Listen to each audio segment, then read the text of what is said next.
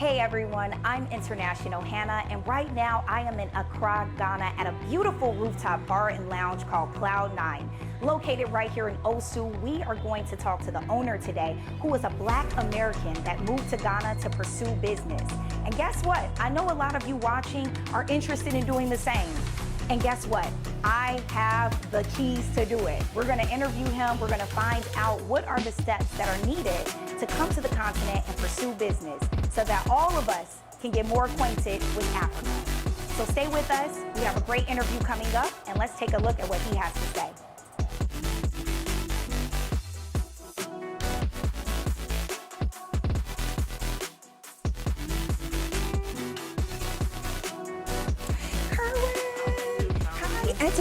And to say. Thank you. Welcome. Thank you. Cloud9. It is so beautiful. I feel like I'm in the clouds right now. You should be. This is what we bring in. We giving clouds. I feel that. I absolutely feel that. And right here in Osu, one of the most hectic places in all of Accra. Yes. But when you're up here, it feels so like quiet and serene. Good. Well, let me show you around. Let me show you what it's like. All right. Oh, I can't wait to see it because it's so beautiful. I see that you already have added like a green touch here in the clouds. We're putting the greenery, the forest, the grass up top in the clouds, in the heavens. Bring it to you, right? I like that. Let me walk you through. So Yeah. this is the main seating area where people get to hang out and eat and have a good time. You know, this is what we do here. We try to give you beautiful views for a great time.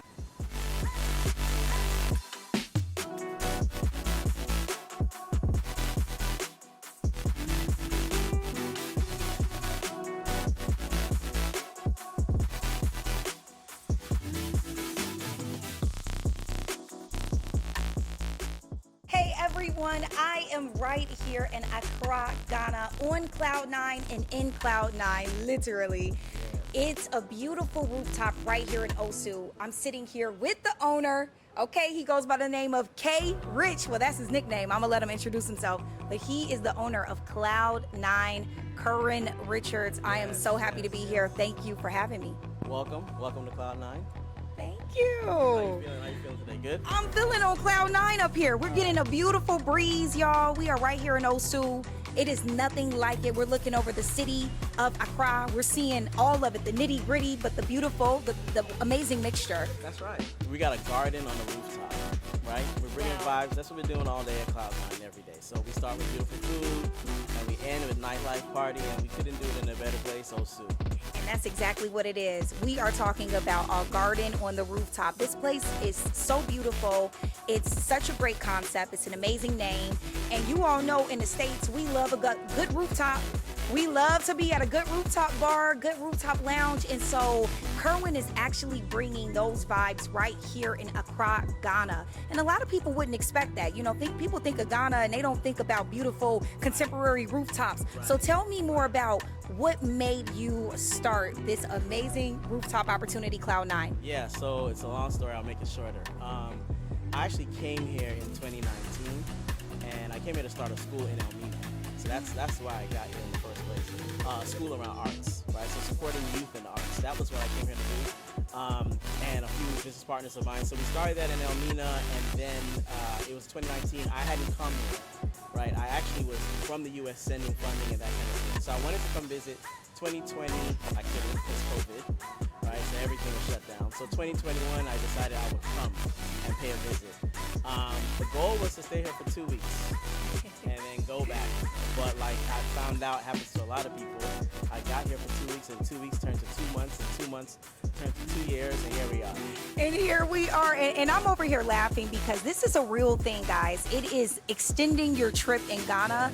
I have done it. We have all fell victim to it, but not really victim because we want to be here. And so it tells you a lot about the location. But let's rewind it a bit, Kerwin, because I want my viewers to know in particular your story on what made you come over here to Ghana. Where did that interest come from initially in 2019 as a Black American? And also let us know, what state are you coming from in America? No problem. So born in Brooklyn, in New York, and I actually recently lived in Atlanta. So I came here from Atlanta, right? And I was really just coming to visit the school that we started in Elmina. I had never been on the continent before, right? I wanted to come to Africa, but never had. My dad comes to Africa like every year for about 14, 15 years. He goes to Kenya all the time. So I figured, you know, one day I'll follow his footsteps and come. So I thought it would be Kenya, but I actually came to Ghana because that's where the school was. We originally started in Nigeria. That's where we had the school in the first place.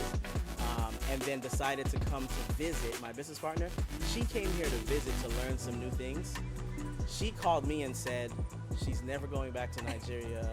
She's actually going to stay in Ghana, and this is where the school needs to be. So the school in Elmina is all about supporting young people in the arts and giving them other opportunities to generate revenue. So we train them on things like drumming, dancing, things that they're familiar with already, but more intricate training on videography, photography, like sound engineering, like back-end artistry, right? Back-end creativity. So that is what we focused on in Elmina.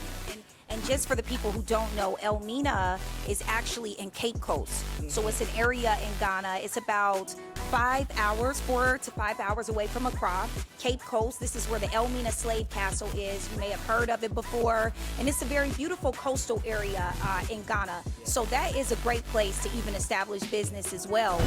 Okay, Kerwin, so now that we know a bit more about your history of how you started, you know, your journey here in Ghana back in 2019 and 2021, we really want to know when you got here, how did you get to the point where you say, I want to start a rooftop bar and lounge, one of the best, by the way, in Accra, Cloud9? Yeah, all right, that's good. So, like you said, you know, 2021, got here, chilled out. I was here for 2 weeks. 2 weeks turned into a little longer and a little longer and a little longer.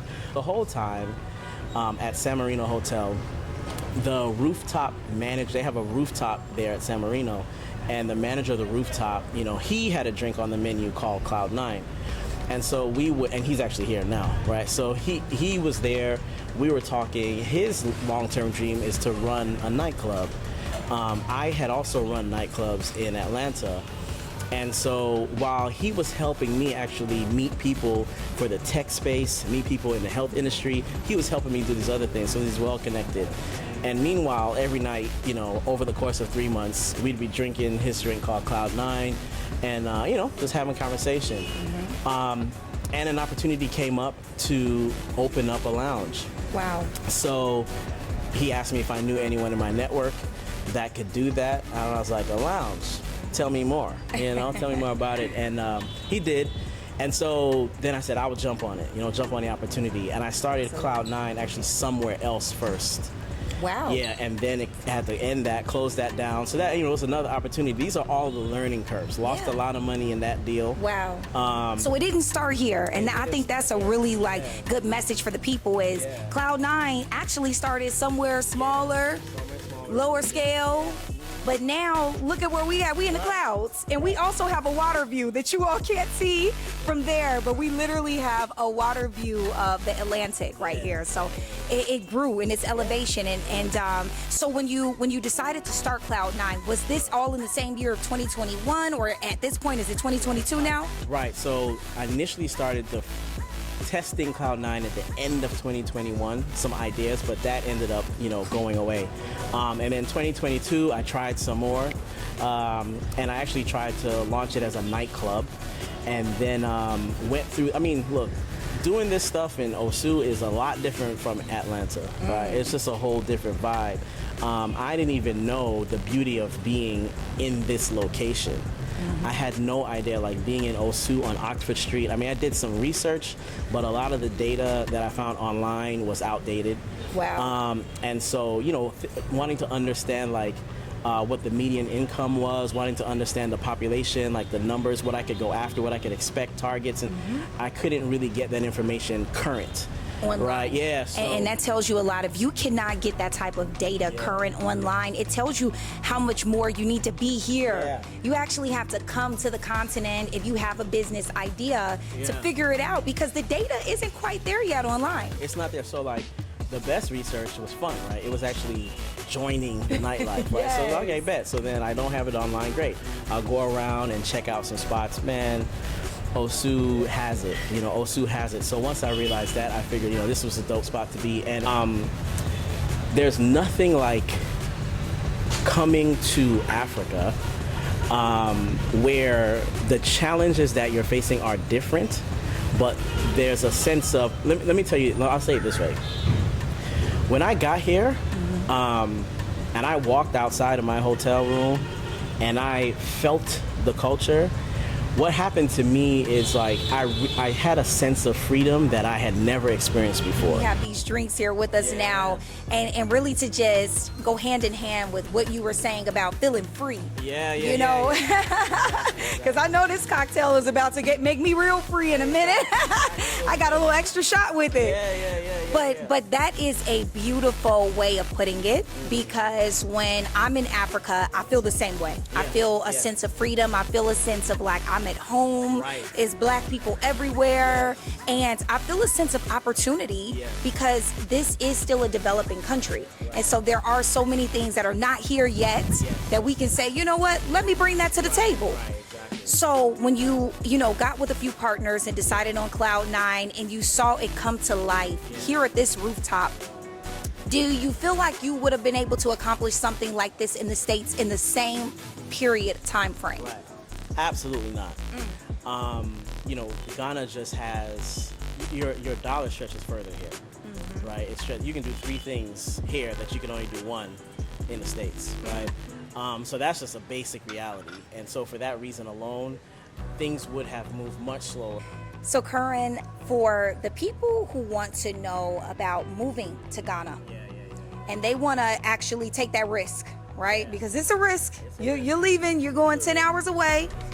But you mentioned something about if you fail, you want it to be in a cheaper location. And so tell me a bit more about that, because there's no guarantee that you come over here and gain success right away. But there is a way to be successful in a country like Ghana with so many opportunities. So tell me more. Yeah, so I mean, Ghana, there's a lot of opportunity here, as we know. But one key part of the process of success is accepting failure. So failure is just a key part of success. And so one of the things that's been helpful for me is always finding a place where it's cheaper to fail. And it's much cheaper to fail here. And what that means is, your income has to be set up in such a way that when you fail, you can bounce back and try again. Because it's not about failing and giving up. It's about bouncing back and trying again. And in Ghana, because of the exchange rate, it's much cheaper to fail here. Absolutely. Our dollar goes so far here. It goes a lot further than it does in America. So I agree with that. It's cheaper to fail, and you can get up and try again and figure out what works. But we also talked about how taking our black dollar that we spend in our black communities, and it goes right back out of the black community before we can blink, bringing that here to Ghana instead, and bringing that here to Africa. If it's not Ghana for you, it may be Kenya, it may be Nigeria, but bringing that black dollar to Africa and letting it spread here, what do you think that would look like for the continent in the next 5 to 10 years? Oh, it would be crazy. I mean, we have an opportunity as African Americans some of us will come here to the continent and stay and invest that way. Some of us will come to the continent, visit, go back and invest remotely. And then some of us won't come to the continent. But it's an opportunity for us to take the black dollar and actually invest it on the continent, right? It may not sit long in the black community in America, but it can last a really long time on the black continent of Africa. So we should really consider that opportunity to invest here, and invest in such a way that we're sensitive to the culture, sensitive to the community, and understand the needs, and invest that way. Invest that way. Don't come over here with a chip on your shoulder. Just know that we are here to collaborate with the locals. And so for those who are looking to make the move to Ghana, they're watching this video and they're like, okay, I'm convinced Kerwin has me ready to book my flight.